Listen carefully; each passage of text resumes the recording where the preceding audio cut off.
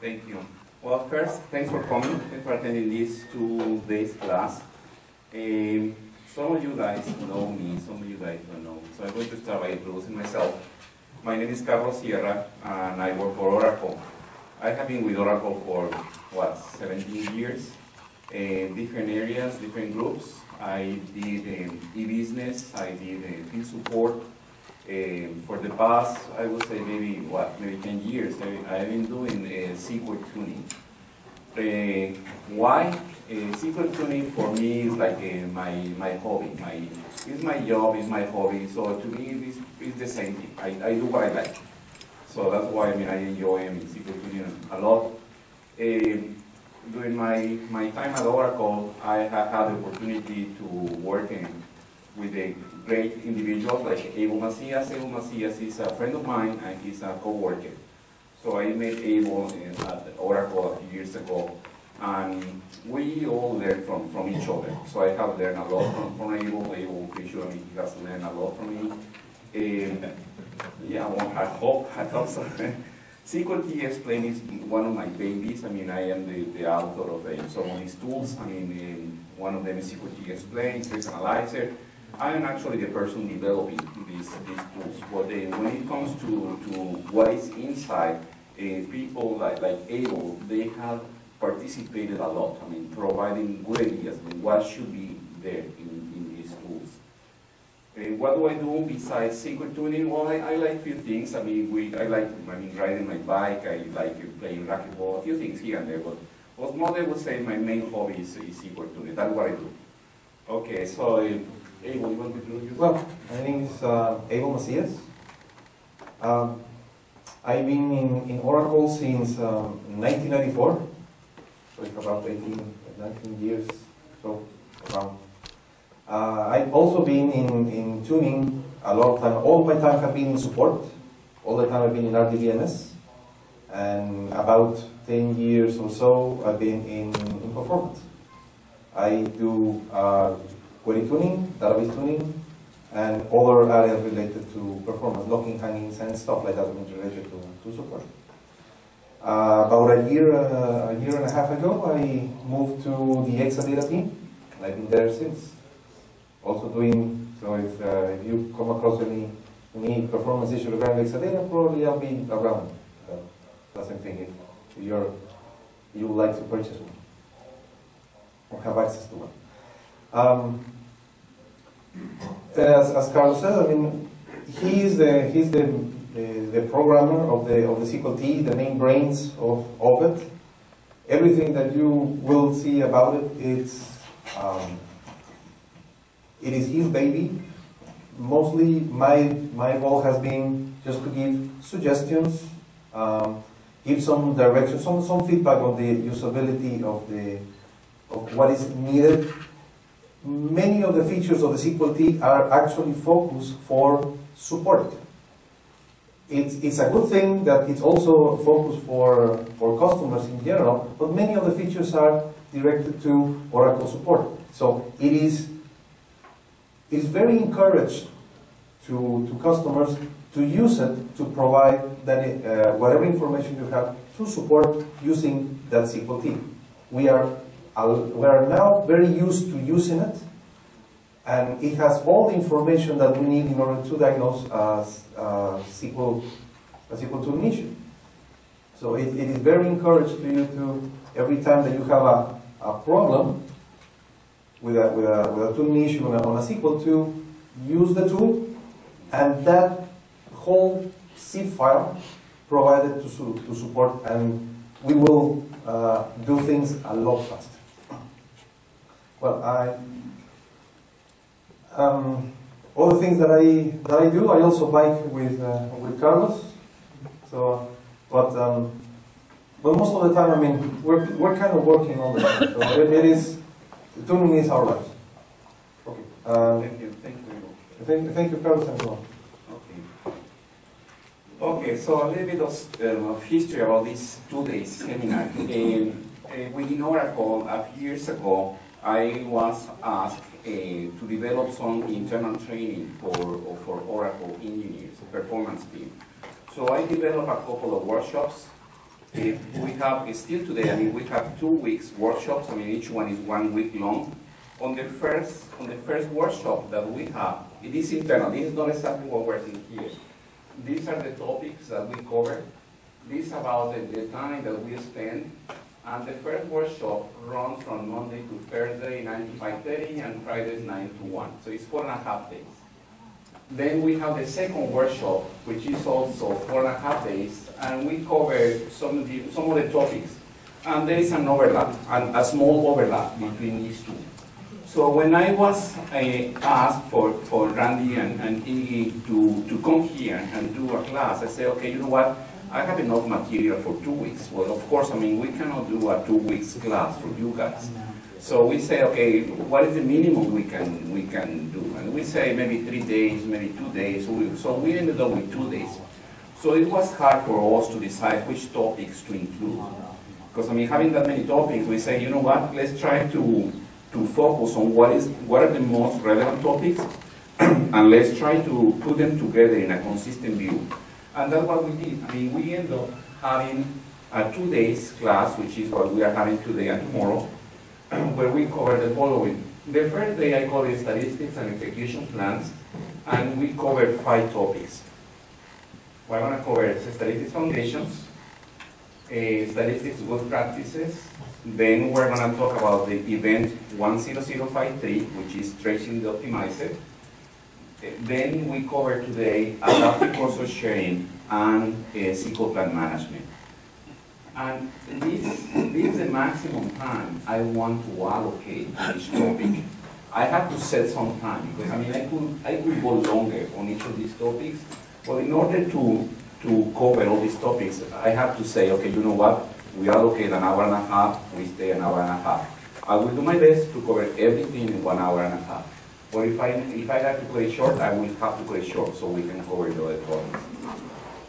Next one, what we have here, it says this one is coming from SQL Tuning Workshop 1 and represents the third topic.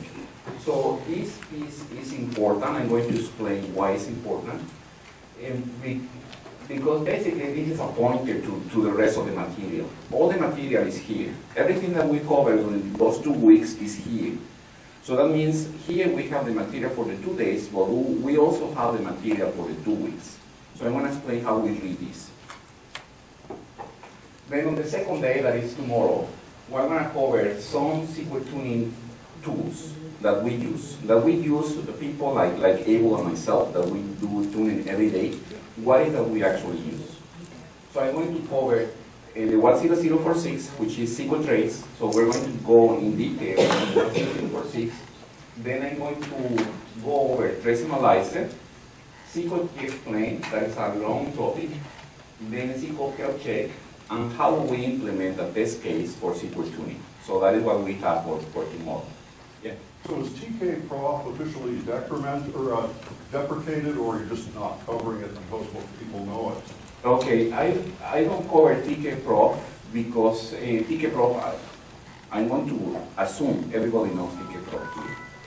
Yeah, no, it's not deprecated. TK Prof is actually part of the product. Trace Analyzer is not part of the product. Trace Analyzer, the same as SQL Key Explain, SQL Health Check, or this other part here, those are tools that we have developed over time. First, they were developed to be used internally by Oracle. And now we make this available to our customers for free. So basically, those are tools we developed. They are already there. Whenever you have a SQL tuning issue these days, it's very possible your analyst is going to be asking for this. So we say, okay, we're asking our customers to provide SQL Key Explain, but we have never introduced the tool to an audience like anyone here. So we say, you know what, if we need to limit our time to some topics, instead of covering TK Prof, we're going to cover Trace Analyzer. Okay? But they both coexist. TK Prof is there, it's part of the product. Trace Analyzer is an add-on, is free. Did I answer your question? Yes. Any other question at this moment? Yeah, go ahead. I understand what you're saying about having a limited amount of time and keeping to a strict schedule and stuff. Will you then wait for questions till after so that we don't become part of your problem? No, actually, I truly enjoy constant participation because that drives the class. I mean, I know what I want to cover, but I always have like some time allocated to questions because it's very important. In questions, they drive the class. If I see everybody's asking, let's say about SQL management, I can put more time in SQL management. Or if nobody cares about relational access, I can skip that topic altogether. So I truly enjoy having the questions at any time. Thank you. Thank you. Abel.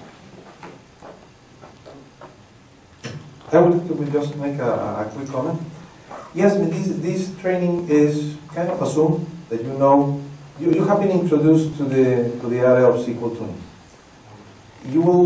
The idea of this is not only to promote the tool as it is to expose it. It's also to let people know about the whole kinds of factors that are involved in the SQL tuning. Most people, most cases that we have worked, they only focus on one particular thing, on histograms. And if I do the histogram this way, if I do the histogram that other way. Sometimes they focus on, if I gather statistics with the general one, with the job, or with whatever. We want to show you that all the things that this the tuning is all about, all the factors that come into play. So we want to broaden your horizon beyond that and give you a tool that will be easy for you to navigate and see all those factors.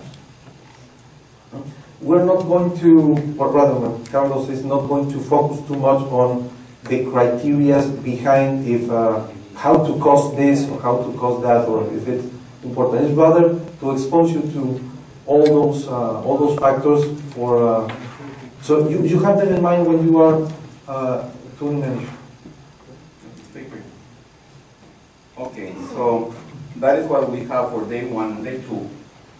And now I'm going to explain what do we have here. So everybody has one of these, right? So let's see what we have here.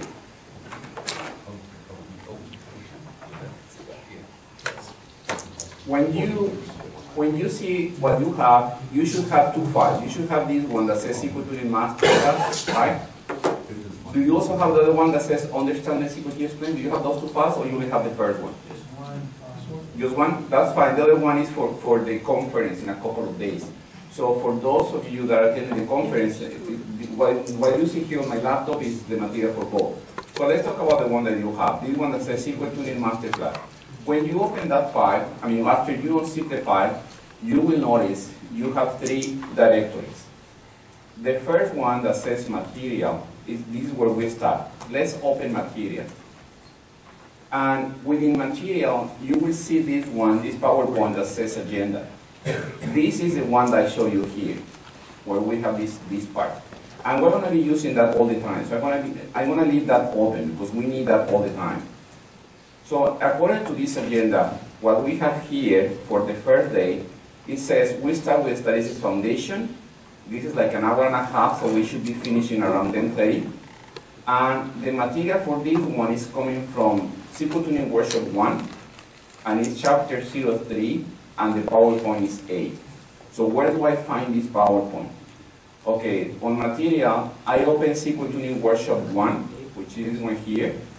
Then I go Lectures, and lecture 03A is Statistics Foundations. This is the one that comes next. This is the one I'm going to present. Is that clear? So keep in mind, here you have all the PowerPoints for the 2 weeks class. I didn't want to remove whatever we were not covering. I decided to leave them there because some of you guys may say, you know what, I want to understand how the CBO works internally. I want to understand costing. Why? I want to understand query transformations. So the material is here. So of course it's not the same, but at least you have something, right? So that's why I decided to leave all those pieces there. So right now the first file that we need is this one that says on SQL Tuning Workshop 1, on the 1 lectures, 03A, Statistics Foundations. I'm going to open that file. So this is what is coming next. Now, there is an extra piece I haven't mentioned yet. All these PowerPoints, I can use the PowerPoints and explain the PowerPoint and you will be sleeping soon. Or I can go and do some demos and some labs. So what I do, I open two files. One of them has the PowerPoint, the other one has the labs. So I can go back and forth between the two. So I explain something, I show you a lab or demo. So in order to do that, I go here to SQL Tuning Workshop 1, and when it says labs instructions, I will find a lab or a PowerPoint that has almost the same name.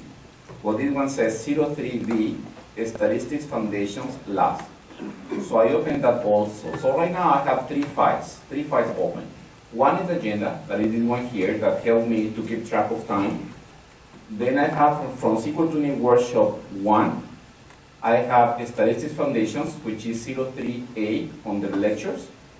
And then I also have from SQL Tuning Workshop 1, on the labs instructions, file 03B.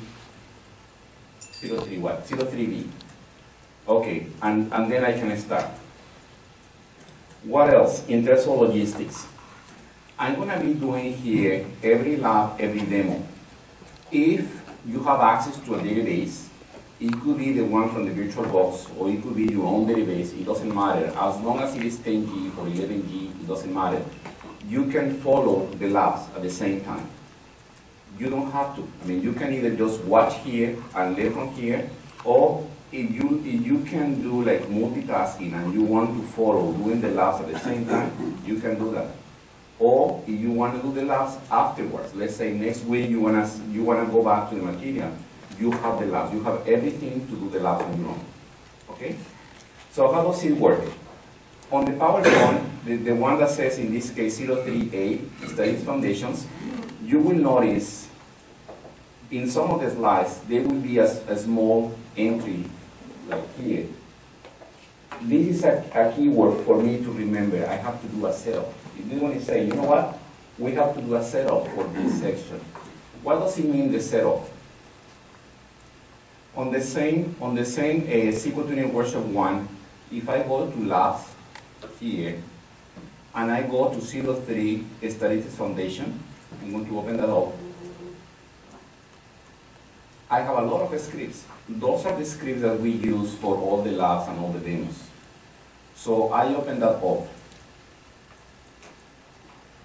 I put them in a couple of places so I don't pollute these materials. So I'm going to use a copy of my own, but you can use your own directories. It's okay. So I put a copy of everything that you see on those labs here on my D drive, on the labs. If I open this 03 Stats Foundation, I get to see the same files, exactly the same files. I just made a copy. You can work on your own directory, or you can make a copy of your labs if you don't want to pollute your directory.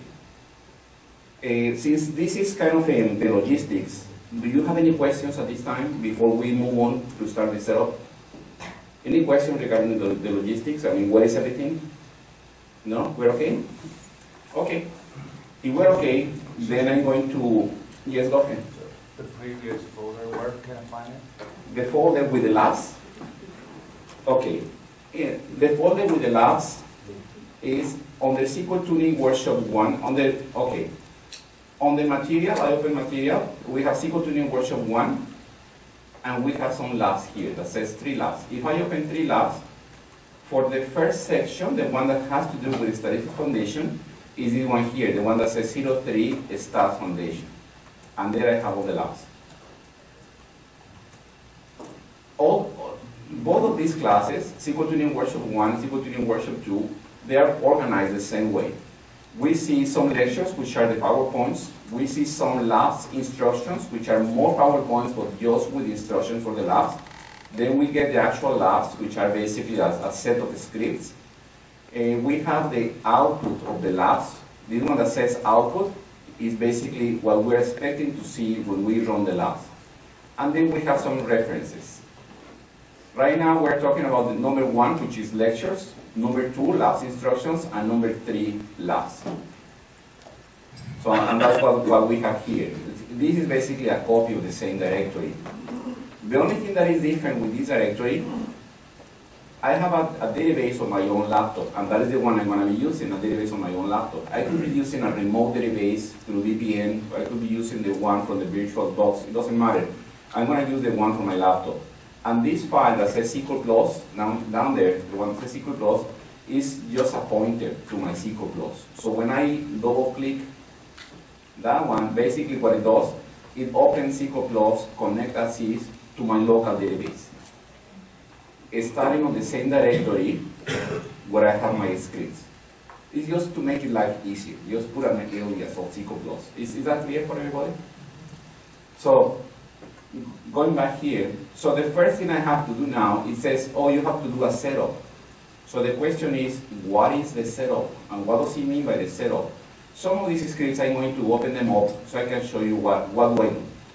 Setup is going to connect as is going to delete system stats, is going to stop the job to gather statistics automatically, is going to unlock HR sample schema, SH sample schema, then it's going to gather schema statistics for HR, and the same for SH, and it's gathering without histograms. It says for all column size 1. I'm going to explain everything here in detail. What are the meaning of those APIs?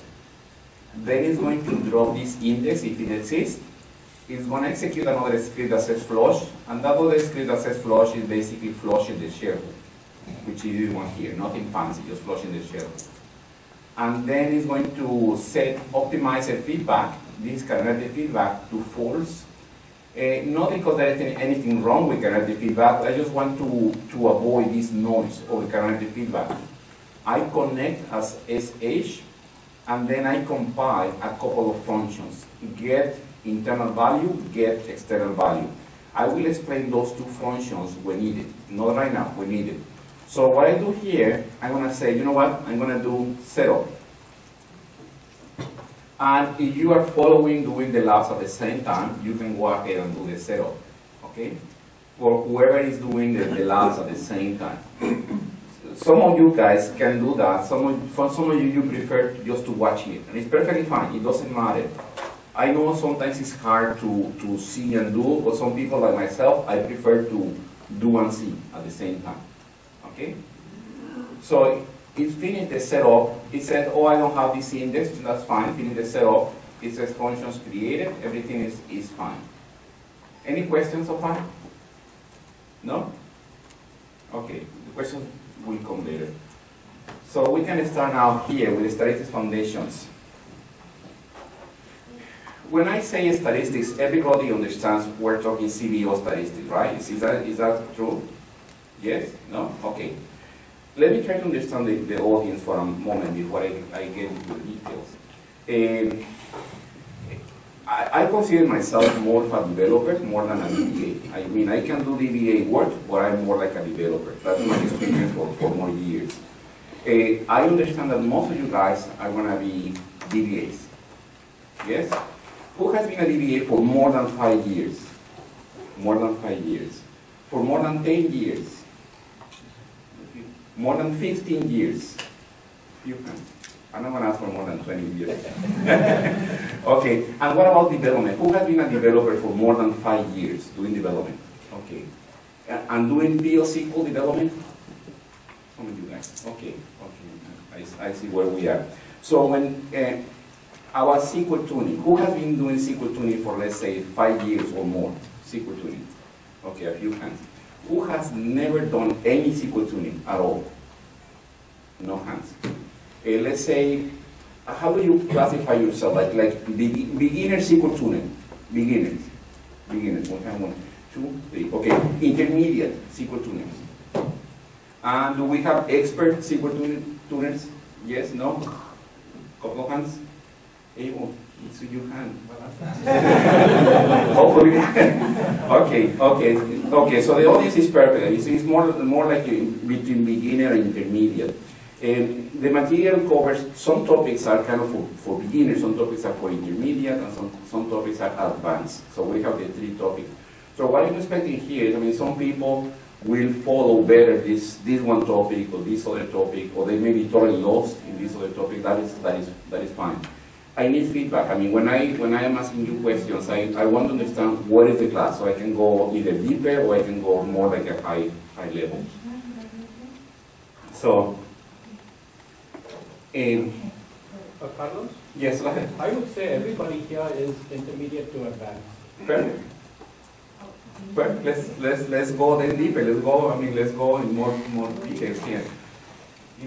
Okay, so let's talk first about statistics foundations. If you have been around for quite some time and you guys are the intermediate to advanced in SQL tuning, you know statistics, they do not necessarily represent the truth and the absolute truth. So we will see that. So there are here a few quotes on statistics. This is just basically to give you some ideas. I mean, what is how do we see statistics, CBO statistics? Some may like, I mean, some people may like some more than others. Which one would be my favorite? It's hard to say because I like many of the ones that we have here. But you will recognize some of those quotes. So what we cover on this first, we have like a little bit over an hour to cover this topic. We're going to cover a schema of the statistics, which are usually the statistics that they come to our mind. When we say CBO statistics, we're usually thinking on these statistics, a schema of the statistics. We also cover system statistics, data statistics. Let's start with the basics, and then we move into more advanced. For table statistics, when we gather statistics for one table, there are three elements that we care. We care for the number of rows, we care for the number of blocks, and the average row length. There are some other data points that we gather, but the CBO almost pays no attention to them. We don't care about this, we care about this. When the cost-based optimizer is computing cost, is computer selectivity and cardinality, we care about these three. How do we find them? We find them here. The first lab, I'm going to basically introduce the mechanics for labs. I can see we have a lab here. That's lab number 1. Lab number 1 should be very simple because it's the first lab, so don't expect anything complicated here. On the first lab, it's saying, okay, let's go ahead and review and execute this script. And it's going to say how many rows are in this table according to the CBO, and how many rows do we actually have in this table. And it's also asking if the statistics are locked. You know that statistics, we can lock the statistics or we cannot change them, right? So if I look at that script, the Q1A, basically it connects as SH and executes this one script. So let's look at this Q1 script that is selecting from DBA tables, and it's just showing the number of rows, blocks, last analyzed, and sample size. So if I follow this lab and it says, okay, execute Q1A, the only thing that it's expecting me to do is just do this, Q1A. And it's coming back with this result. So to answer that question, saying how many rows do we have on sales, I only have to look here, right? So I'm looking for sales. And sales, it says, according to the statistics, I have that many rows. Now, in reality, how many rows do I have? Well, you know, in order to do that, I just need to do what? Account star, right?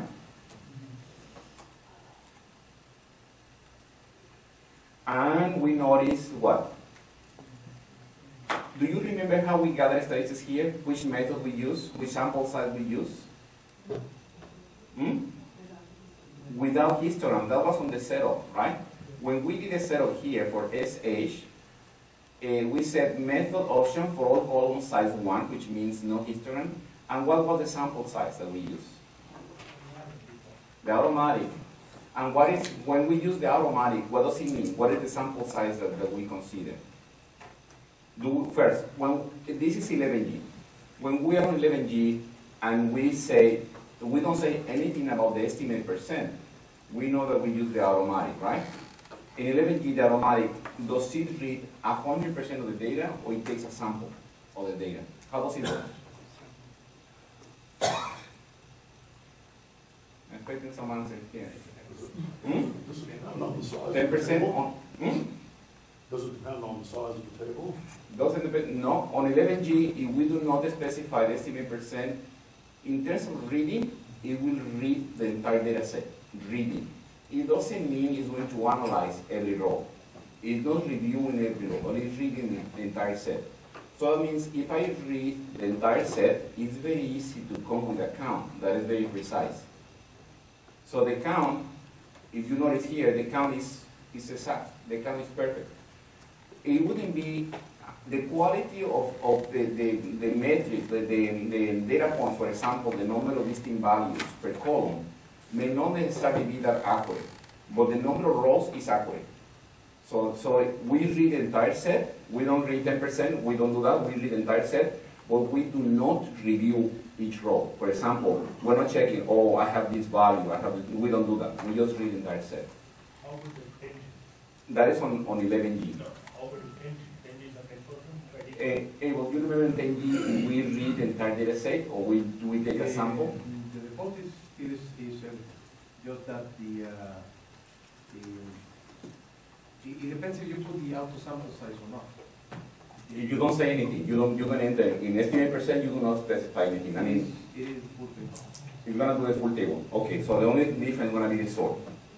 Okay, okay. And when I cover, what is the difference between 10G and 11G on a moment?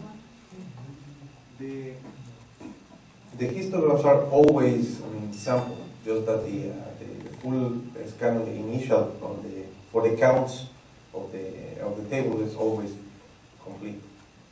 Yeah, the reading is complete, but actually analyzing the data is sample for histograms.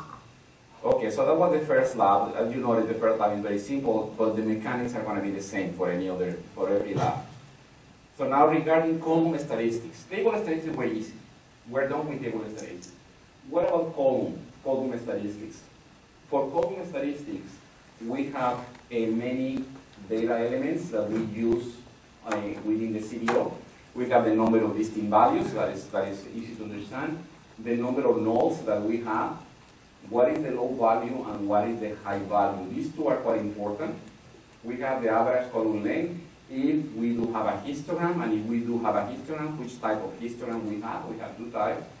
The number of buckets and the density. Those are the important data elements for columns. For columns, we also have these, and these are not important. They are not used by the CEO. How do we see them? We see them this way. We select from DBA tab columns, asking for the table name and the owner. Let me show you lab number 2, which is basically going to execute a SQL and see some values. So if I come here and look at lab number 2, it's saying review and execute Q02A, and then it's asking how many listing values we have for this column, channel ID. And then it's asking if this column, if the data is skewed or not. So how do we answer those questions? If I look at lab Q02A, executes Q02, and Q02 is just running that script, asking to display those data elements from DBA tag columns for a particular table. So when I come here and say Q02A, it's saying, okay, I have all these columns for this table. My table is what? My table is 6. And if I look at channel ID, how many listing values I have? 4, right? I do not have a histogram. It was analyzed today. Number of nulls is 0. So that means every single record, every single row, and it's the same table as in here. So I have this table that has almost 1 million rows, and this column, channel ID, has 4 listing values. So if I were to answer these questions, how many listing values I have, the answer is 4. Well, how do I answer the next question? How do I answer this? How do I know if the data is skewed or not? You gotta count it. Group. You have to count with a group, right? Look at this equal here. It's selecting channel ID, count star from sales group by channel ID, right? If I execute this equal, let me get that from here. If I execute a SQL, now it's telling me that we have the 4 distinct values, and this number here is telling me how many rows match that value. So what can you tell me? Is the data skewed or not for this column? Yes, it seems to be skewed. Why? Because, for example, we know that we have almost 1 million rows. So for this value 3 that we have here, we have more than 50% of the rows, right? Then for value 2, we have about 25%, and then actually more than 25. We have more than 50%, more than 25. This is more like 15%, and then we only have a few rows for this value 9. Okay? So yeah, the data is skewed. So that was the question there. So let's continue here. So when we look at the data, and this is the sample schema, so if you do this on any 10G or 11G database where you have the sample schema installed, you get the same result. So these results are coming from the sample schema. So we notice that, but guess what? We can use a histogram to represent the data that is skewed. So we can create a histogram, right? I'm not saying at this point it's a good idea, but I'm just saying we can do that so we can allow the CBO to see that the data is skewed. So that is the reason we may want to consider a histogram. So if the number of distinct values is small, in this case the number of distinct values is only 4, then we will use this type of histogram, a frequency histogram. When we gather a histogram, we do not say, oh, I want a frequency histogram or I want a high balance histogram. Those are the 2 flavors that we have, frequency or high balance. But we cannot decide that. The decision is based on this, the number of distinct values that we have. If the number of distinct values is small, we end up having one of these histograms. If the number of distinct values is large, we end up having one of these histograms. Is that clear? So that's why you see the 2 of them. Where do we see them? We see the histograms here on DBA tag histogram. Right now for this column, do we have a histogram or we don't have a histogram? We don't. We don't have a histogram. Now, if we select from DBA tag histograms and we're asking for sales channel ID, since we don't have a histogram, we would expect no rows, right? But guess what? If you do this select and execute this select, on DBA tag histograms, you are finding 2 rows. So it's a little bit confusing. I mean, when you look here and you're finding 2 rows here, what does it mean? Well, actually it means the following. When you notice the endpoints, they say 0 and 1. Basically what it means you have no histogram. Okay? So just by looking at this view, even if you find data on this view, it doesn't necessarily mean you don't have a histogram. You need to look at these values. Another way to see it, that means you have a histogram with only 1 bucket, which means no histogram. Is that clear? We have lab number 3, so let's go ahead and do lab number 3. And those endpoint values are endpoints? The endpoints? Yes, these endpoint values, they do have a meaning. Look at these 2 and 9. 2, 9. Those are the low and high. So let's go ahead and do lab number 3. So what is this lab number 3? Lab number 3 is going to say the following. Let me get here. It's review and execute QO3A and confirm there is no histogram on section ID. So what is this QO3A? QO3A is going to execute QO3. So if I open QO3, it's the SQL that I show you. So if I run here QO3A, I can see the endpoint. But remember, when we see the endpoint number 0, 1, that basically means we have no histogram. I have seen in the past several requests asking, oh, I do have a histogram here. No, the answer is no, you do not have a histogram here. Oh, okay? Carlos? Yes. I do have a question. So you have collected statistics without histograms. Yes. But in histograms, you do see 1 row. I see 2 rows. 2 rows, 2 rows. Does that work like a histogram? It works like a histogram with only 1 bucket. Correct. So I have a further question. Can I delete these rows so as not to give the optimizer any value, any information about low the low value and the high value? No, I mean, for me to delete this, if I delete column statistics, I would be deleting this, I would have no rows. But if I just gather with no histogram, I end up having these two rows here. And this, So I can delete column statistics? there is an API on the DBMS stats that is delete column stats, delete table stats. So we have APIs to delete. Never ever delete directly on the data dictionary because that is not supported. But if the API allows you to delete, yes, you can delete. Hey, what do you want to ask? Yes, those rows are going to stay there. That is how it relates that it doesn't have histograms. Internally, still those are not considered histograms, but they are used as part of the calculations for the cardinality estimations. They cannot be deleted. There is actually a bug in which a couple of customers have precisely that, trying to say, well, it's not supposed to have histograms, so there must be a bug they deleted, and they got another 600 because of it. Yeah, so never ever, I mean, if you do it with an API, you won't get the 600, but if you go direct to the data dictionary, you are corrupting your data dictionary, right?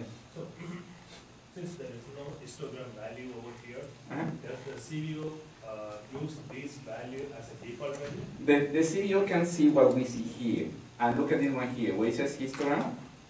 It says that for channel ID, we have no histogram. So it doesn't have to come here and read this portion here, because it knows we have no histogram. So, CVO see the histogram column and it is none, so it doesn't consider the value. That is correct.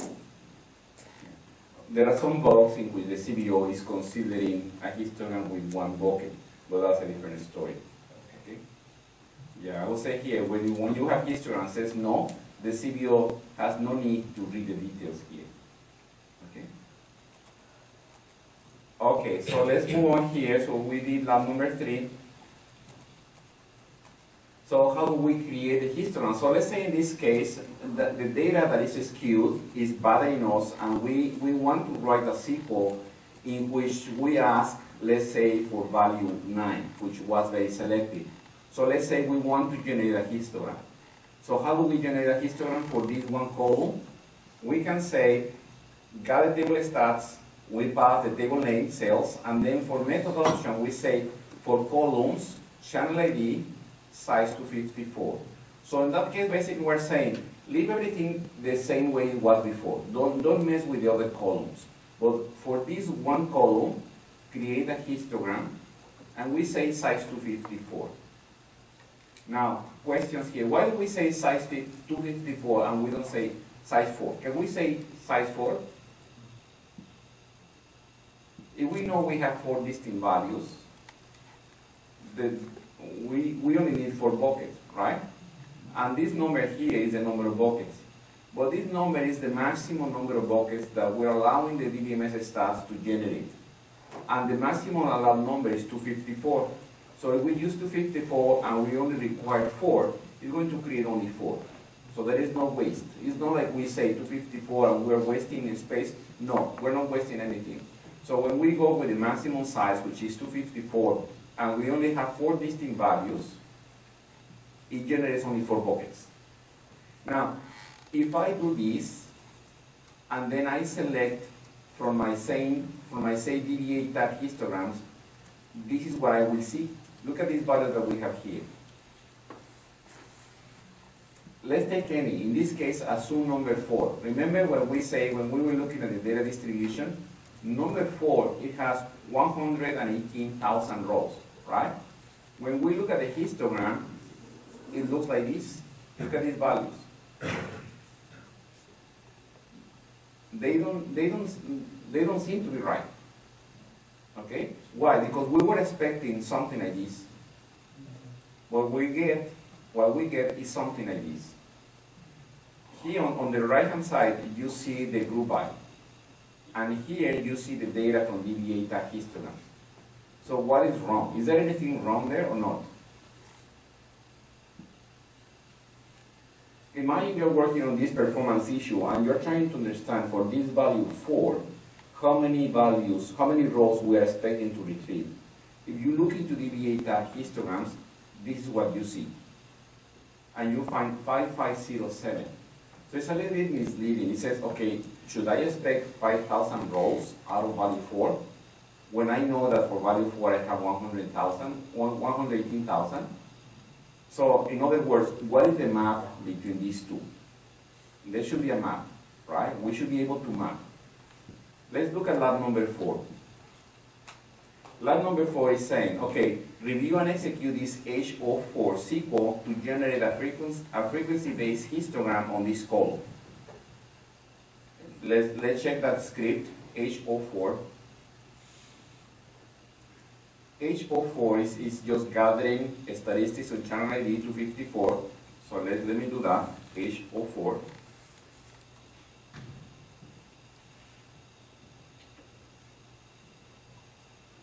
Taking a moment because this table is 1 million rows, so it's finished. And then it says after that, do Q01, Q02, Q04A. So let me do one at a time. Q01 is going to show that for channels, which is my table here, for sales, it hasn't changed. I have the same number of rows I had before, sample size is in that table, everything looks the same. So if I do Q2, you're going to say for this channel ID, what do I notice now that is different is this one here. Now it says, you know what, now I do have a frequency histogram. I still have 4 distinct values, but now the CBO knows about this Q data.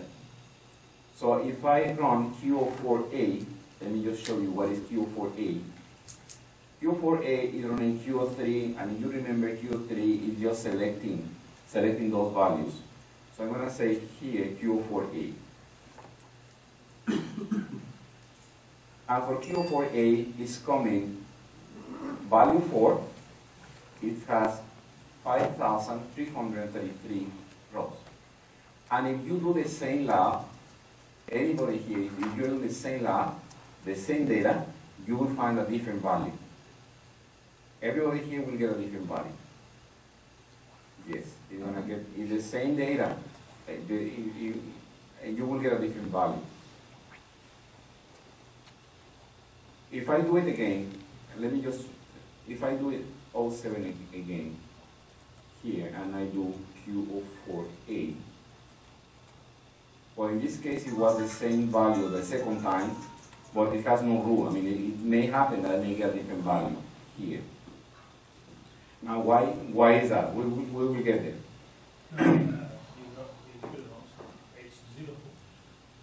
H04?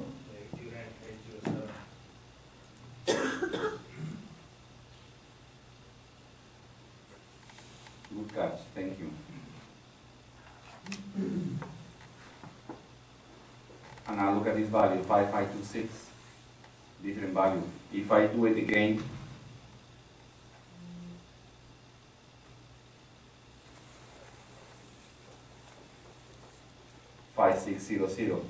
it keeps changing. It's the same script, the same data, the same everything. I run this, I regather stats. Who likes going to Las Vegas? Well, it is similar. Every time you gather stats, when you let everything be the default sample size, it means it may get different rows every time. And that is fine. I mean, the algorithm doesn't have to be getting the same rows, sampling the same rows every time. It may sample different rows. It samples different rows, and these counts are going to be different. Is that clear? It has a, so the sales table has almost like 900,000 rows. Yes. Even if you take the sample, sample says it's a 100% sample. No. The sample is, if we go back to the script, to the H04 script, we don't say anything about the sample. So it's using automatic. With automatic, it reads the entire set. But when it's analyzing the data row by row, which we call that the sampling. Because there are two sample. Okay, when we say sample, the term is a little confusing because in terms of reading the data, it reads the entire set. So it counts the entire set. The total number of rows is going to be precise, it's going to be exact. But when it's actually sampling the data, which basically means analyzing the data, it takes a small sample size to analyze the data. In this case, the sample size that it's using is in this order, 5,000 and something. That is the actual sample size. Those are the rows that are actually visited, analyzed, determined, oh, it has a value of 4, a value of 9, a value of 3, a value of 2. That is the real sample size. So two terms. One is how much data we read. We read the entire set. How many rows we actually analyze? We analyze around 5,000 rows. Hey, what do you want to say something? Yeah, remember that in 11G there is a new feature regarding, there is a more efficient method to do the average, to collect these statistics. The most expensive operation in the whole thing about gathering statistics is not the reading of the blocks in from disk. Actually, that is not even 10% of the time that is spent there. Most of the time is being spent on generating the distinct values for the columns. That is the most expensive operation of the whole thing. And that is where the developers went in 11G to make a new algorithm to get that. Now, it is not going to be 100% accurate, but it's 98% accurate. So that's why you have these variances every time it's gathered, and it doesn't need to. When you're reading the all the rows, it chooses from those a certain amount to sample. That is what we call sampling. We have the complete block, but it doesn't fetch every single row from it. And when it gathers the number of distinct values for each of those columns, it is done with a new algorithm to make it as fast as possible. Yes? Yeah, so I gather when I say sample 10%, it doesn't grab every 10th row. There's some randomization involved. Yes, it reads the still. If you have a 10 gigabyte table, still reads the 10 gigabyte. It doesn't matter if you put 1%, 10%, 90%, 100%. Still, the whole table is accessed. Just that, when I grab the rows from each block, it only grabs X number, depending on the sample that you put. Okay, thank you. So in most cases, it doesn't matter that those numbers are different. It doesn't matter. Now, in which cases it does matter is when the data is very, very skewed and you have some values with only a couple of rows. In some cases, you will find those rows. In some cases, you won't see those rows. Therefore, your histogram may go 4 buckets, 5 buckets, 4 buckets, 5 buckets. Go ahead. But channel line has only 2,774 rows, but stream for 5614. No. Channel like is channel. Say it again. Channel line. Oh, the number 9. Number 9 is saying here 5,614. Let me explain that. Let me explain you why we have that value there. So it looks very similar to what we have here, right? Not necessarily the same value, but it looks similar. So how many rows do we match? How do we map these two? I focus on number 4, but I could focus on number 9 is equally valid. If I look at number 4, according to the histogram, I have these many rows, but according to a group I have these many rows. How do I do the mapping? Well, if I have almost 1 million rows, as I can see here, I have almost 1 million rows. The endpoint for this value 4, this is 5507. I also need what is the endpoint for the value that is prior to 4. Prior to 4 we have 3, and the endpoint is 4838. So now we have these two data elements. And I also need what is the last endpoint for my entire set. So I need those three values. This value here, the value for the number that is immediately before, and the value that is the total for everything. I need those three. When I have those three, I apply this formula. This formula is saying this value minus this value. So basically you're looking at this gap between these two, and then multiply by the ratio between the number of rows on the table divided by this one here. So in other words, I have to scale this up. This one is 4 represents the gap between these two, which is this one here, and this one is to scale this number up to this value here. Is that clear? Yes? No? Why separate one weeks? It's not complex. It's just 3 endpoints. Well, the reason is it doesn't matter if this list is only four rows or it's 254 rows. The complexity of the algorithm is linear. It only requires 3 lectures. It needs to read this value. That means one read. It needs to read the value before 2 reads, and it needs to read this one here, 3 reads. And with those 3 reads, it can compute this estimated number. Why it has to be that way? Because of ranges. When you are dealing with a range, when you are saying, well, this channel ID is less than 5 or is more than whatever, the algorithm is still the same complexity. Otherwise, it will have to read a lot of rows depending on which value you pass. You see what I mean? With this algorithm, you make it linear, you require 3 reads, and you are done. If you don't do it like this and you put the actual number of rows per bucket, it won't be linear. It depends which value you're looking for. And if you are doing a range, it may end up reading 253 rows, which is a lot.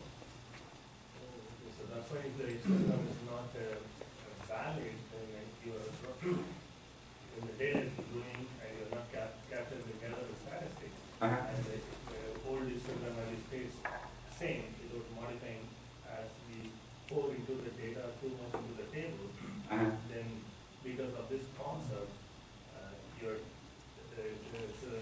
the query is not able to locate the right amount of data and taking a long time to do so. Yes and no. What is going to happen when the data that you have in your histogram, it doesn't match your actual data significantly. There is a mismatch. The CBO is going to look at this data here, and according to this data, it's going to create an execution plan that is optimal for this data. But if the data is different, well, when it's actually executing this plan that was created optimal for this data, the execution plan is suboptimal. Okay? You want to add something? Yeah, one more thing. There's a question also. Yes, go ahead. I was wondering for the endpoint value number 9, the next one down, what would the algorithm be for that? So you would take For 9, it would be 5521 minus 5507, but then what would you replace at 5521? this one is always the same. It doesn't matter which value we're looking here, it's the same because that is the last endpoint. Oh, okay. This one here is just a scaling factor to grow this number this big. Now, the reason why there's always that scaling, as I told you before, I mean, the number of distinct values is the most expensive operation. The developers, at least in up to 11G, decided that the gathering of the histograms is always sample. Doesn't matter that you put estimate percent 100%. Still, the gathering of the histograms, it is sample and is scaled down a lot to make it. So Is it always the same sample size? I mean, is it no, always 10%? no. It is actually based on a like a 300-line code algorithm to try to figure out what is the size, and actually does a little bit of trial and error. First gathers a little bit, then gathers, see if it fits a specific number of blocks, and if it doesn't, then grabs a little more, but tries to be very, very conservative in the amount that the data that it looks for the histograms. So the histograms are always sample, and it's always needed to do that kind of estimations, and the optimizer kind of knows that these are not very, very exact. It doesn't have to be too close to reality, but it is a constant source of plan instability, that every time that you gather new statistics, those histograms change a little bit, and some plans are more susceptible than others. Yeah. I mean, there's a question. Yes. So, in the production system, do we need to go for always without the sample size in terms of the performance and the overhead and the time consuming to generate the new statistics? We're going to get there, and there are two presentations about statistics. This one is how things work. The next one is what are the best practices. Okay. I mean, how is that we want, to gather stats. So just hold on. Go ahead. I had a question about the number of buckets. 254 was the max.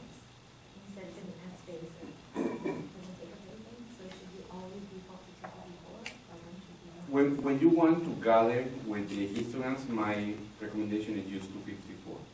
To specify 254. But if you don't say the size and you say size auto, DBMS is going to decide how many, which is also good. So either size auto when you want histograms or size 254. Go ahead. On the same question.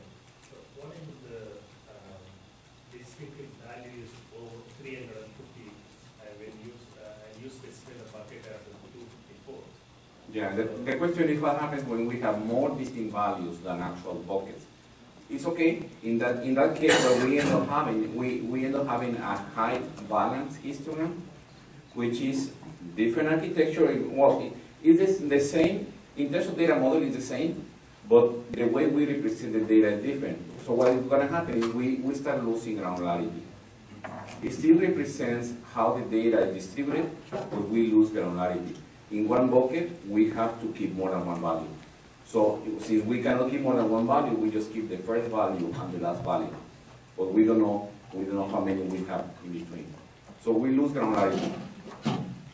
So what is the purpose of sample size anymore if the sample size is ignored? I think what Abel said is that the sample size is ignored and the statistics gathering program just does its own thing. No, it's not ignored. It's not ignored. What happens is it's not what you put in there. The algorithm is going to consider what you type in, but it's not like a 1-1 relationship. If you say 1% is going to use 1%, not necessarily.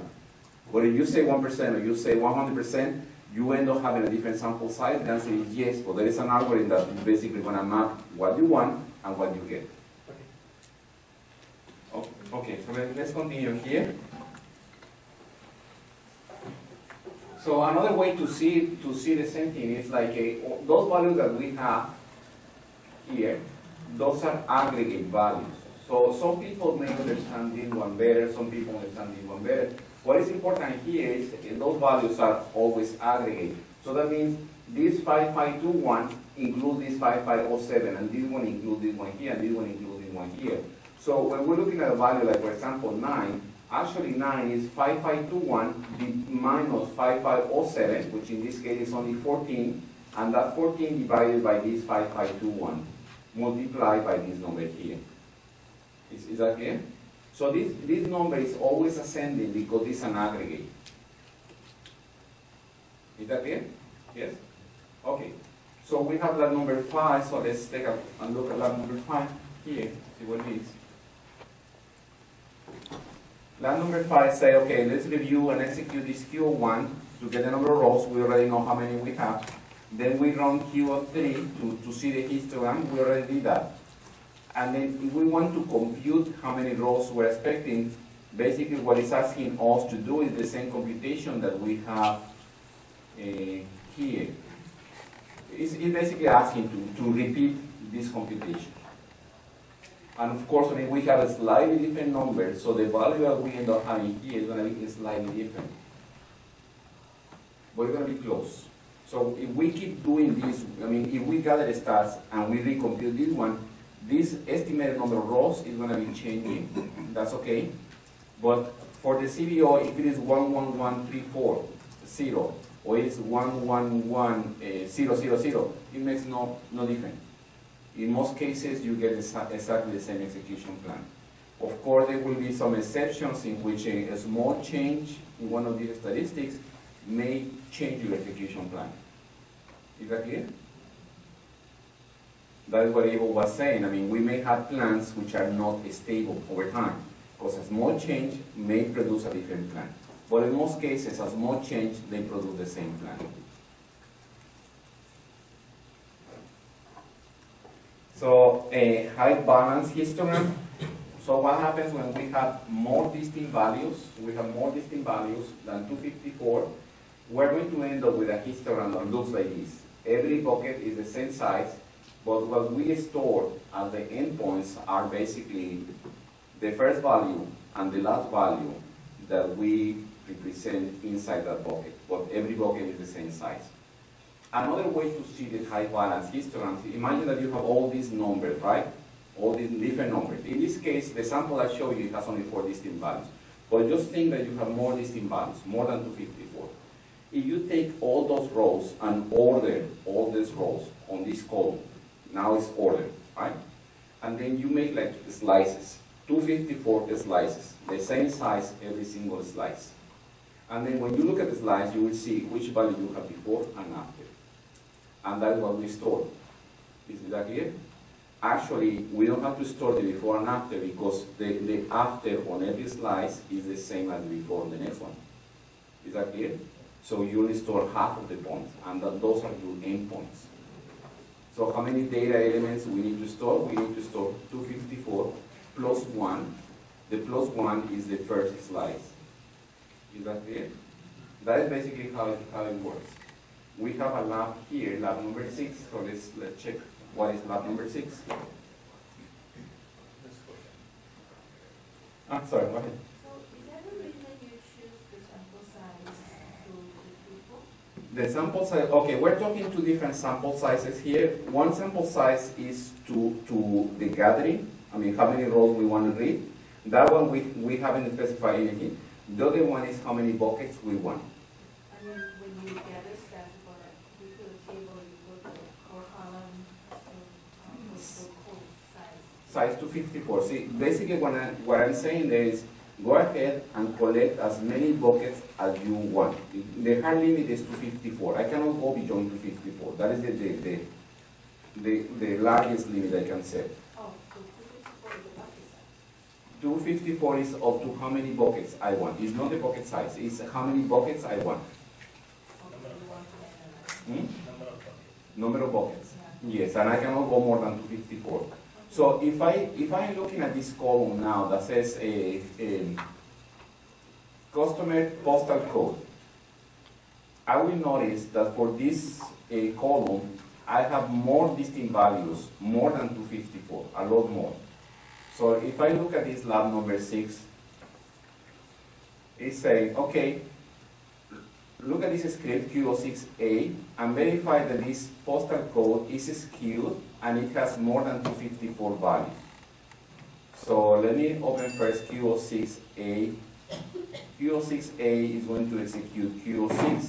So if I show you Q06, it's just showing what is the data distribution. So when I come here and say Q06A, it's coming back with 600 rows, which is more than 254. So that means I have 623 distinct values. And some of these, for example, this one has 695 rows. And there are some that have only a few rows, right? So let me go. This one has 16 rows. So yeah, the data is skewed. It's not like badly skewed, but there are some postal codes with 16 rows, and there are some postal codes with 600 and something rows. So we can say, yeah, the data is skewed. So that is what we were looking here. Yeah, the data was skewed. So what do we do there? We can say we gather stats, but when we gather histograms for this column, we will notice something different. We will notice something like this. This value 63736, which was on my list, 63736, matches 637 rows, right? Remember what we did with frequency histogram. We look at the content of DBA tab columns, and we were able to determine those rows by looking at the endpoint for the value minus the endpoint for the prior value divided by the total endpoint for the entire set and multiplied by the number of rows on the table, right? But if we want to do the same with a high balance histogram, we will notice something weird here. This 63736, it actually maps some other value. What I want to say is the following. If I take this value here, or this select,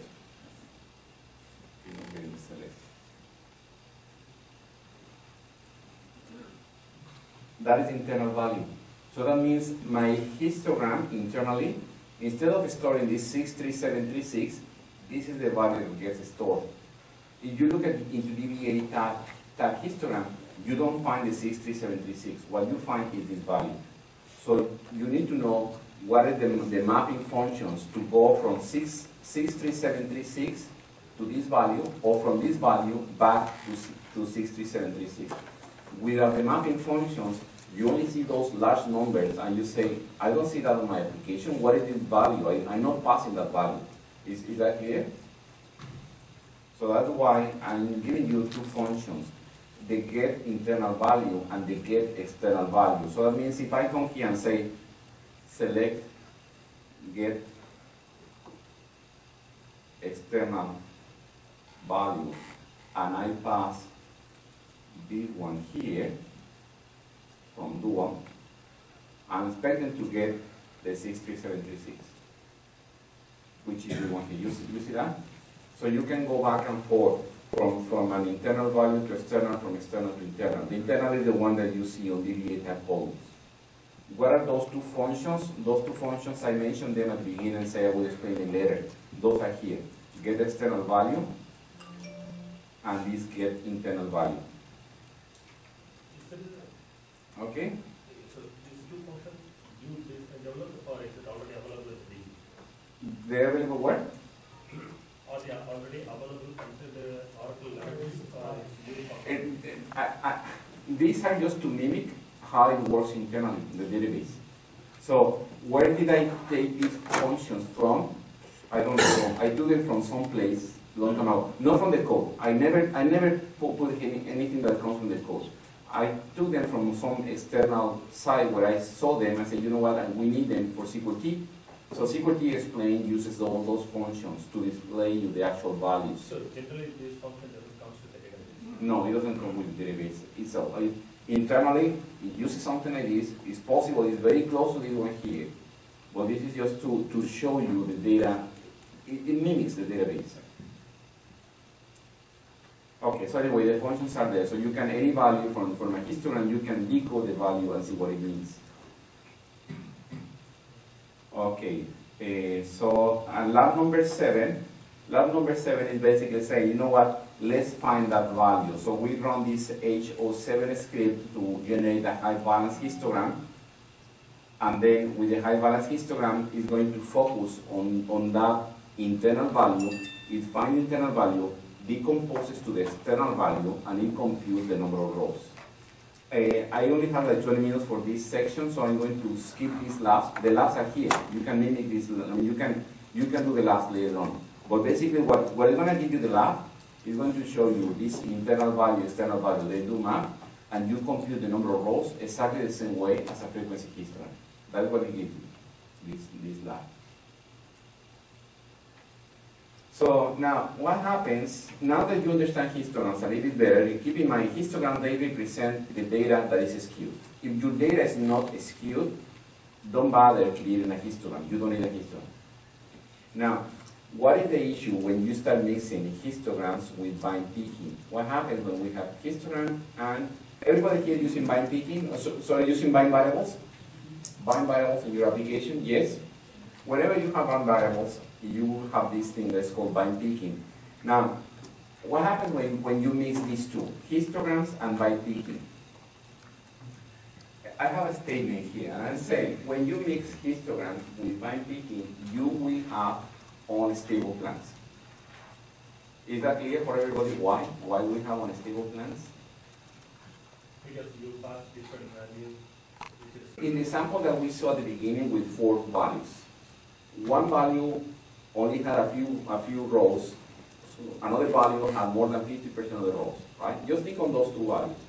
When I do bind picking, if I pass this value or this value, my execution plan may totally be different because one of them would perform better if I use an index, while the other one would perform better if I do a full keyword scan for that particular table, right? So it all depends which one is the one that is used at parsing time. I end up having a plan with an index, or I may end up having a plan with a full keyword scan. So sometimes I parse with some value, sometimes I parse with the other, so my execution plan is changing all the time. Is that clear? So that is the reason why. I mean, when we are mixing histograms and bind picking, we will have unstable plans. That is just a side effect. It's going to happen. It's a fact. It's going to happen. So Another fact, when we use DBMS stat auto, it will create histograms on columns that are being used by predicates. So we keep track of the predicates. I mean, whenever we use this column on a predicate, we keep track of that. You gather stats, it's going to say, you know what? You have used this column on a predicate, I will create a histogram. Fine, that's another fact. Another fact, DBMS stats, it tends to use a small sample size. When we have a histogram, it uses a small sample size.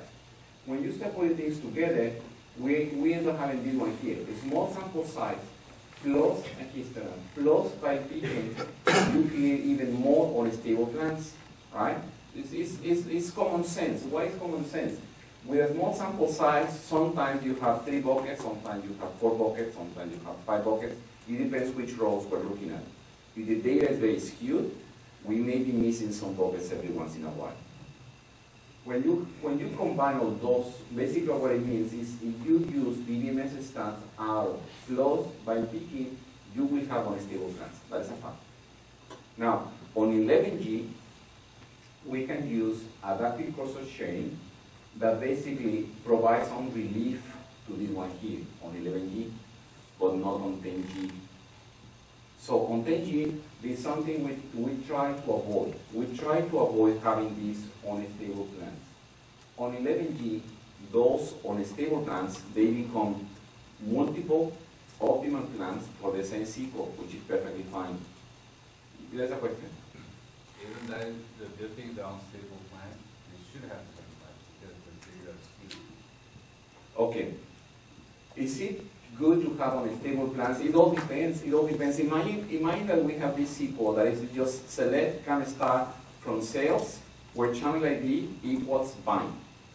And sometimes we pass value 2, sometimes we pass value 9, sometimes we pass value 4. We have different users, we pass different values, right? If we do that, the first user that parses the SQL gets an optimal plan. It could be index scan, it could be full table scan. It's going to be optimal for the first user. But if the cursor remains in memory and the second user executes the same SQL, passing a different value, as long as the plan is still in memory, we do not reparse. We keep using the same execution plan. So the plan that was optimal for you, it may not be optimal for her, and the other way around. Is that clear? So wouldn't the bind picking solve that problem? No, bind picking introduces the problem. Bind picking basically says, take the first execution of the SQL and use that first execution, look at the value there, and create the plan with that value. Then keep that plan in memory. For how long? It is a combination of the size of the shared pool, it's a combination of how many SQLs we are sending. But assume that the SQL is going to remain in memory for an hour, a couple of hours. If during that time another user executes the same SQL, we don't do bind picking. Bind picking was done for the first one. Okay, so I would say the problem is not unstable plan. The problem is too stable. Okay. Yes and no. You're right, but it is unstable over time.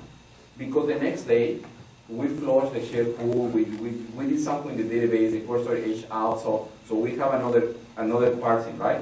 But now we have this other user doing the parsing. And this plan that was reasonably good for everybody, let's say the plan was full table scan. This other user is basically introduces an index range scan the next day. And suddenly the SQL that was working fine yesterday is not working fine today. So the DBA is saying, I don't know what's going on. He flushes the shared pool, somebody else is parsing the same SQL, and they get back the good plan. We don't know what happened, right? Until it breaks again. Maybe 2 weeks later, it breaks again. So over the long term, it's unstable. It's stable in the short term. I mean, cursor sharing is making it stable in the short term. But over days, you may get this plan, this other plan. So over time, your plan is not stable. Is that clear? So do we have any control over bind picking? Do we have control over bind picking? Yeah, I mean, is it always going to do bind picking? Can you turn it off? Or? Okay, we have 2 options here. It's the combination of these 2. Bind picking and histograms, when you combine these 2, you have this one here. Okay? So, some customers say, we don't like this. I don't know why, but many customers, they prefer non-stable plan, right? And especially we deviate, we prefer no surprises, okay? So we can disable one of the two. If we're going to disable one of the two, we'd rather disable histograms and not one picking. Many people, they disable one picking and they keep the histogram. No, it should be the other way around. If you want to disable one of the two because you're looking for this, for plan stability, you disable histogram, you keep by picking. I would say disable the cursor share. No, if you disable cursor sharing, let's say your application comes with literals, right? If you have literals and you're using cursor sharing to force the use of binds, as a side effect, you introduce this issue with the bind picking. But if you go back to literals, your application won't scale. It will work for a few users, but not for many users.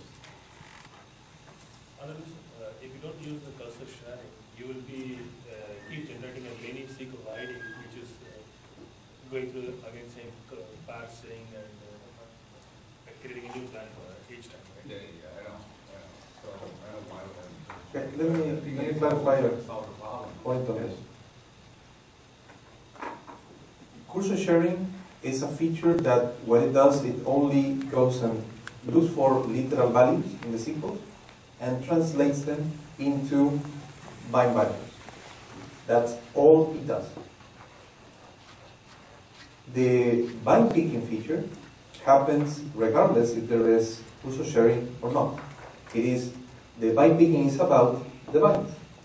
So what it does is that when we put cursor sharing equals force, for example, and we have the bind picking, then they both work together. But if I disable one, then there is not the other. But these are two completely different features. The cursor sharing only affects the queries with literal values. The bind picking affects every single query that has binds in it, regardless of how we come up with those binds. One question for the histogram, is that only affected on printed columns or only any columns? So in 10G, you try to avoid this unstable plan, you remove all histogram for all the columns or just repetitive columns? We're going to get there, in terms of good practices on what is recommended, what is not recommended, we're going to get there on the next presentation. Yeah. Okay, you want to add something? I have a quick question where you said that if the first SQL runs very well for one user, the Yes. second user sees that same SQL in the shared pool, but it doesn't work so well. I don't understand why that would be if it is binding very well. Okay. Let's go back to the example where we had the channel ID. Yes, Channel ID, of we course. noticed there is one value that was very selective. If we had an index on that column, on channel ID, most probably for that value, we'd rather use the index. For any other value, most probably we want a full table scan. Is that clear? Yeah.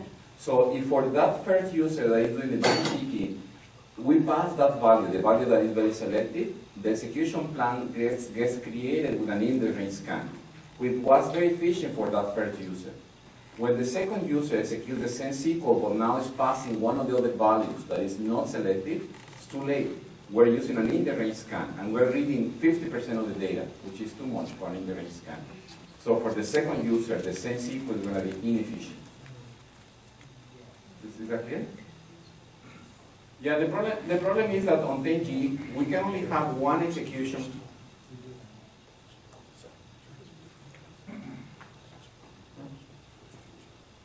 Yeah, would it be better if Oracle knows if the data is really skewed, don't share at the same time, even if you That was the attempt to have similar.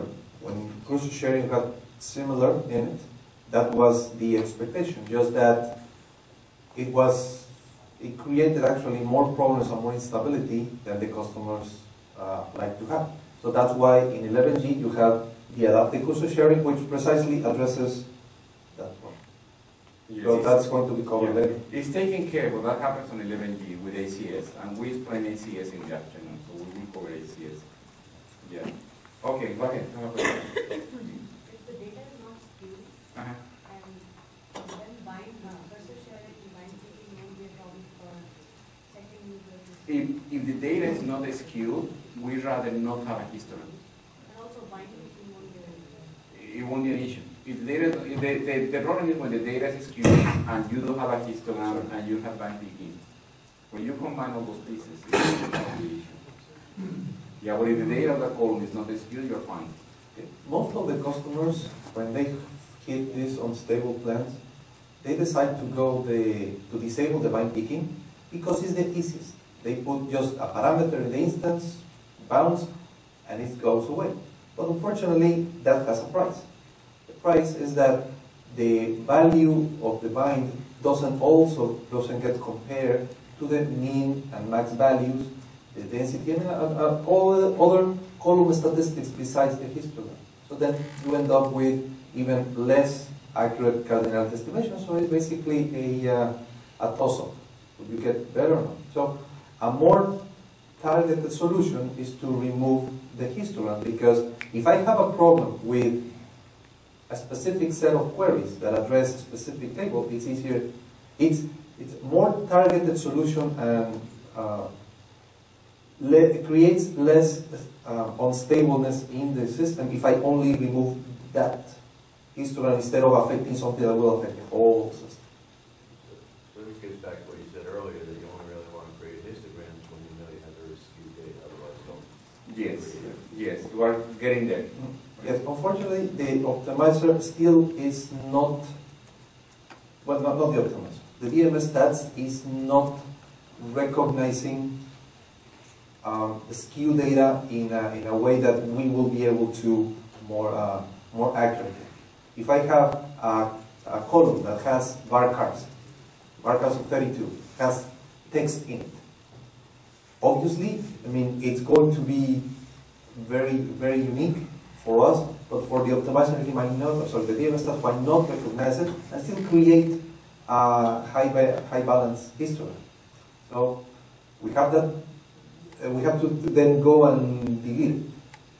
So do not necessarily trust all the way the DMS stat that it will do the best for you every single time. Yeah, what I was referring on DMS stat, there is a parameter that says skewed only. And generate histograms on skewed only.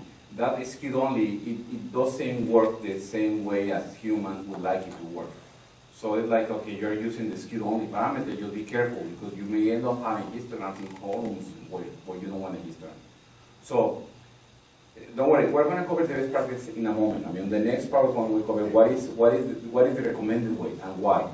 So just stay with me for a moment so we can finish here.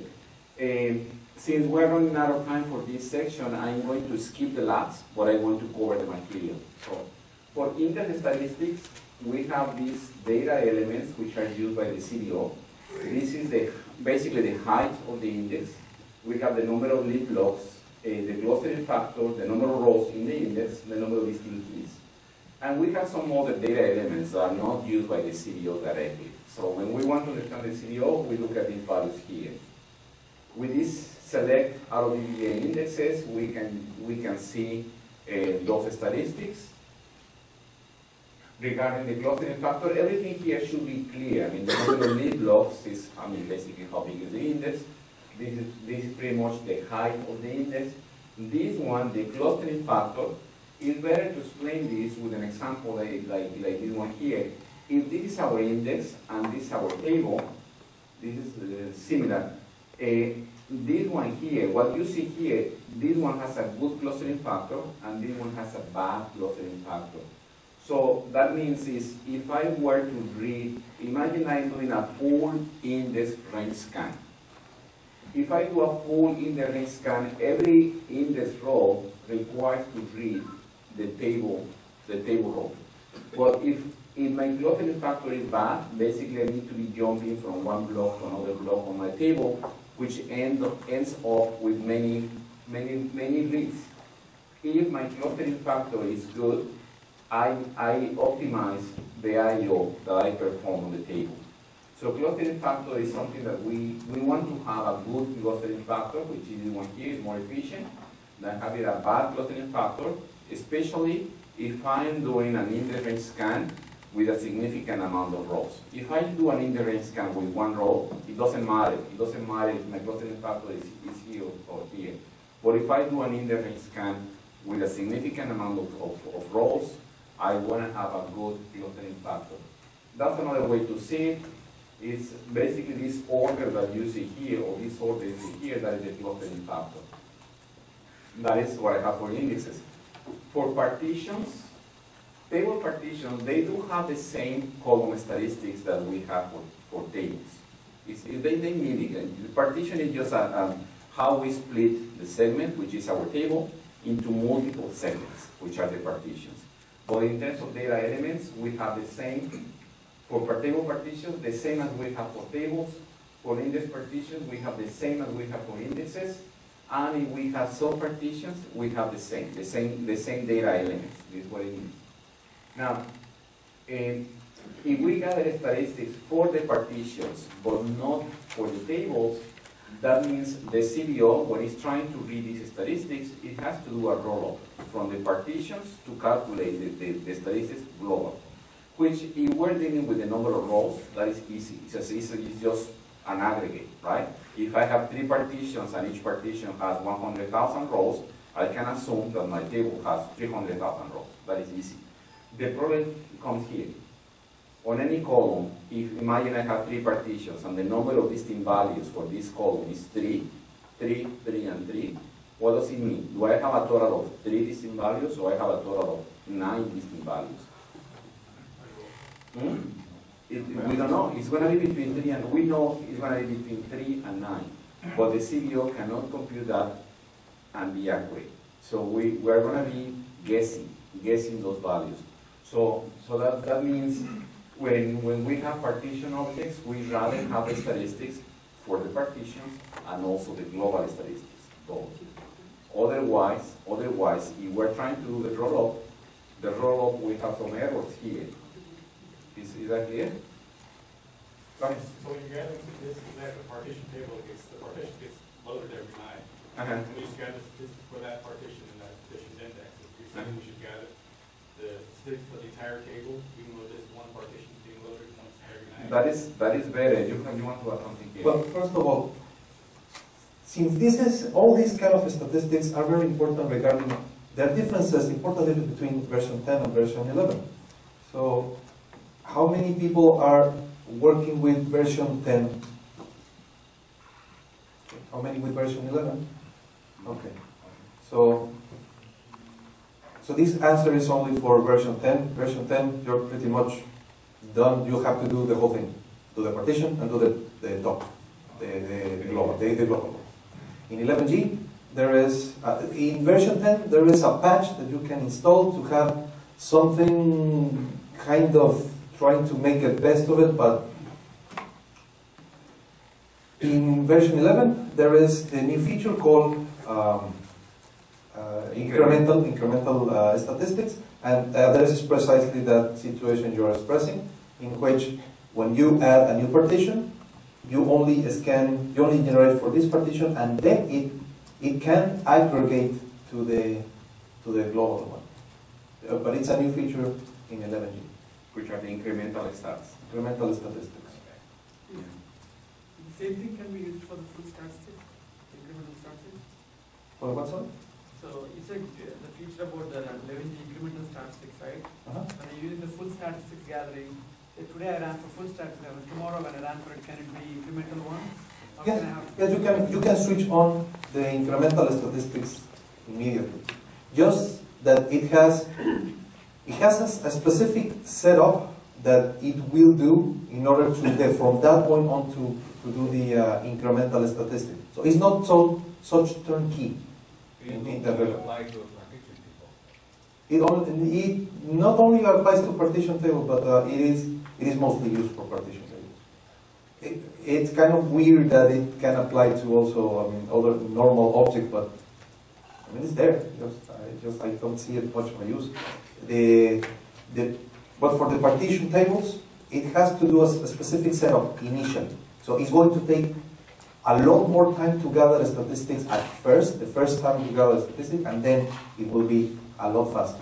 But many customers get a bad feeling when they run the incremental statistic the first time and see that it takes a lot more time than when it first gathered, and they say, whoa, I mean, this is going to be even worse than before. So don't get disappointed. It's just that on the first time. Yeah, it works, it's useful, but it requires some setup and some testing on your environment. Yeah. Yeah. And also some commitment to gather the statistics always, because if you fail to gather those statistics consistently, you're going to pay the price for it. It's going to need to regather that you forgot to set to gather before, so then it gathers the one that you expect. So let's say that I load 3 partitions, one in each day. So day 1, I gather my partition, very good. I gather the statistics and everything rolls on. Perfectly fine. But day 2, something happens and I don't gather them. The load fail or whatever, it doesn't matter. It failed. So day number 3, I load up my data and I have to gather. So it has to gather the statistics for partition 2 and for partition 3. So then everything can be rolled up. It cannot do it if one of those partitions fail. So when it does, then it takes double the time that it does for the day before. And then the customer says, well, it is slower than before. Well, it's because you failed to gather on the other time. So you're going to pay that penalty. Yes? What happens if I'm not adding any new partitions, the number of partitions are fixed partitions, for example 10 partitions, but every day we change the number of rows, data is changed in the partitions. No difference. It's exactly the same, because when you drop one partition and you add one, you have the same number of partitions, but the data is different. So this one is new. The data that I have, or even if I truncate it. No, no drop partitions, only just keep adding the data in each partition. It's still the same. You need to gather. It will notice which ones have changed, and it will gather statistics on those partitions only. Now, if you load in all of them, well, you didn't get any benefit from the incremental statistics. But if I'm loading in partition 1, 3, and 5 of 10, then it will only gather 1, 3, and 5 and then roll. Yeah, but it's not like you add one row, you have to gather. It's when it becomes stale. And stale becomes when you modify more than 10% of the data. Okay, so let's continue here. So, this is just an example how we call an API. It doesn't mean those are the values that we're suggesting. I mean, it's just saying, okay, you got to start this way. You're passing the name of the table. You may say the estimate percent or the method option, degree, granularity. Those are the standard GVMS stats APIs. Now let's talk about system statistics. Who is gathering here system statistics? 1, 2, 3, 4, 5. Okay, system stats. When we gather system stats, basically we're allowing the CPU to know about I/O and well, these are factors from our system to better compute I/O and CPU costing. This is the output of the gathering. We only have some data elements. For you guys that are gathering system stats, what is wrong here? What can you tell me that is wrong here? Only for those guys that gather in system stats, there is something wrong here. What can you tell me is wrong? The S read time and the M read time are too close to each other. More than that, yeah, you're saying these two are too close to each other, yes. More than that, these two values are way too large. Okay, those values should be milliseconds. This is single read time in milliseconds, multi-block read time in milliseconds. It's saying here that reading one block is taking almost 1 minute. It cannot be. Okay? So, whenever you gather system stats, you always have to do a sanity check on those values because there are some issues. This is a known issue. The bug number for this one, I think it shows here on the notes. Yeah, we are aware of this bug.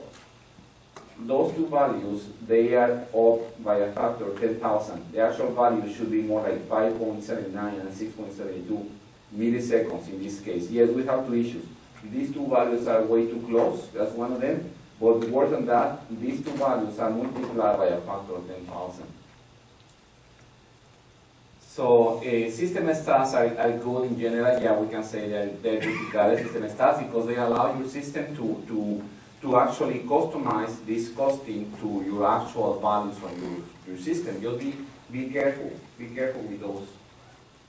What about the data dictionary stats? Who gathers data dictionary stats? You guys do? Okay. Data dictionary stats are basically those statistics, schema object statistics, on those objects owned by Cs. If you're using the automatic job from DBMS stats to gather statistics, the automatic job is doing that automatically, so it's fine. But if you disable that job, you also disable the gathering of data dictionary stats. You'll be aware of that. If you disable the automatic job, you don't have data dictionary stats. When we gather dictionary stats, we affect objects owned by Cs and some other schemas. There are like 14 schemas, which are considered part of the dictionary. So it's not the same as doing gather schema stats and passing Cs. It's not the same. When you want to gather dictionary stats, use the API that says gather dictionary stats. What about fixed objects? Who is collecting fixed objects? One person? Two? Three? Okay. Fixed objects, the fixed objects are those X dollar tables. They are owned by Cs and they are behind B dollar dynamic views. So that means, who uses B dollar dynamic views? AWR, and some of the tools, any tool that you have for monitoring performance, it will use B dollar dynamic views. If those tools are performing poorly, you may suspect fixed object stats. Because those tools use B dollar views, and B dollar views are based on X dollar tables. Bad performance on B dollar views, they could be an indication of outdated stats on X dollar tables. Is that clear? How do we gather them? DBMS stats gather fixed object stats. What about other statistics? We have pending statistics. Who uses pending statistics? Nobody, right? Nobody. Okay. Pending statistics is something that we have on 11G, where you can gather stats, but instead of implementing the stat, you say, gather stats, but just leave these stats on a state that is pending. Nobody's going to use them. Unless I open this session, I say alter session, use pending stats. Then my session can actually use those new stats. The whole idea here is to be able to gather stats on a totally different way without affecting your system. So you open another session, you do all your testing. If you like what you see, then you promote the stats from pending to current statistics. That is the idea. But that tells me this is like a backdoor that I have to gather stats in production, right? Without affecting production, so I can test. Well, I don't like testing in production, okay? So I do not recommend pending stats. But it's there. It is there. So just keep that in mind. Pending stats is available. Incremental stats is what Abel was mentioning. For partitioning on 11G, we don't have to gather both in partition and global. We can gather partition and do the roll-up. So it requires some setup. Extended statistics. Who is using extended statistics? One, how do you like extended statistics? It works out really well. Extended stats is one of those features that we have on 11G, which is extremely powerful, especially for SQL tuning, and not a lot of people know about extended stats, but it's very powerful. Extended stats basically allow you to create statistics in multiple columns. I mean, when you have column groups, that means if you have predicates, more than one predicate against the same table in your SQL, and your data is correlated in these two columns, when you use extended stats, you are allowing the CBO to learn about the correlation. Therefore, the CBO can generate a better plan. Okay? This is one part, which is column groups. The other part is expressions. Expression is like a function-based index without the index. When you combine these two, you allow the CBO to generate a much better plan. Very powerful. If you have never used this one here, just try it on 11G. On those queries where you have multiple predicates against the same table and the data is correlated, is very powerful. Just keep that in mind. Dynamic statistics. Who uses dynamic stats? After 11.202, everybody is using dynamic stats because the CBO decides, after 11.202 decides, if your SQL has complex predicates, or you're using bad execution, it may invoke dynamic sampling. Even if you don't want to, it may invoke dynamic sampling. Just keep that in mind. That is what I have here. The most common reason I have for a bad plan is bad statistics. The second, I would say, is when the CBO is making mistakes on estimated cardinality, estimated selectivity, which could be the lack of standard stats, that could be. Now, statistics are not always the solution. I mean, when you're working SQL tuning, it's not like in every single case, the issue is going to be statistics. No. Is the most common one? Yes, but it's not in every single case. And there are those premises that we have here. When you have good statistics, you should expect a good performing plan, an optimum plan.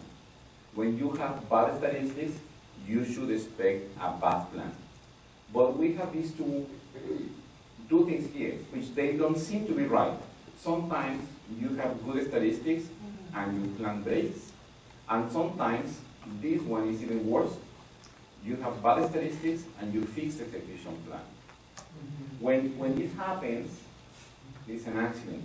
You cannot rely on an accident. Because every once in a while, we're in this situation in which we can see we have bad statistics and we have a good plan. That is not intended behavior. That is just by accident. And we don't want to rely on an accident. Is that clear? Anyway, that's all I have here, some references, and let's take a quick break so we can catch up with the next section.